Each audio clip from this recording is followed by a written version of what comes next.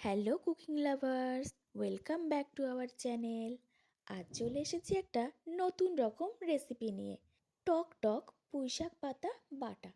প্রথমেই ফ্রাইং প্যানে তেল দিয়ে নিয়েছি, তারপর দিয়েছি গোটা সর্ষে, লঙ্কা, রসুন, পেঁয়াজ কুচি দিয়ে এটাকে আস্তে আস্তে করে নেড়ে নেবেন, যাতে পেঁয়াজ রসুনের কাঁচা গন্ধটা চলে যায়।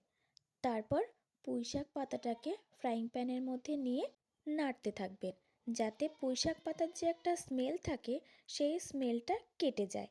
এইভাবে আস্তে আস্তে নেড়ে নেড়ে একটু কষিয়ে নেবেন। দেখবেন আস্তে আস্তে পুঁইশাক পাতাগুলো একেবারে নরম হয়ে আসছে। তারপরে আমরা ওগুলোকে নিয়ে শিলের মধ্যে রেখে বেটে নিচ্ছি।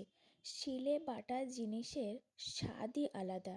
আমাদের আগেকার দিনে মা ঠাকুমারা সবসময় শিলে বাটা মশলা দিয়েই রান্না করতেন, কিন্তু এখন তো আর শিলে বাটা সেরকম হয় না। আমরা এখন মিক্সচার মেশিনটাকে ব্যবহার করতে বেশিই অভ্যস্ত, তাই আমাদের রান্নার টেস্টটা সেই আগের মতো আর আসে না। মা ঠাকুমাদের হাতের রান্নার একটা আলাদাই স্বাদ ছিল, তাই না বলুন? এবার আমরা ফ্রাইং প্যানে তেল দিয়ে নিয়েছি, তারপর ওই বাটা যে পুঁইশাক পাতাটাকে দিয়ে নিলাম। তারপর দিলাম একটু লবণ।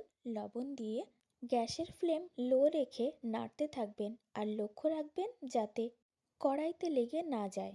আজ আমি পুঁইশাক পাতার টক বানাচ্ছি, তাই জন্য একটু তেঁতুল গোলা জল পুঁইশাক পাতার মধ্যে দিয়ে দিচ্ছি। এবার দিলাম অল্প একটু চিনি। চিনি দিলে টক মিষ্টির যে একটা ব্যালেন্স থাকে সেটা খুব সুন্দর হয়। এগুলোকে ভালোভাবে মিশিয়ে নেবেন। ব্যাস, রেডি হয়ে গেল আমাদের টক টক পুঁইশাক পাতা বাটা। ভিডিও ভালো লাগলে like, comment, share and subscribe করে আমাদের পাশে থাকবেন। Thank you.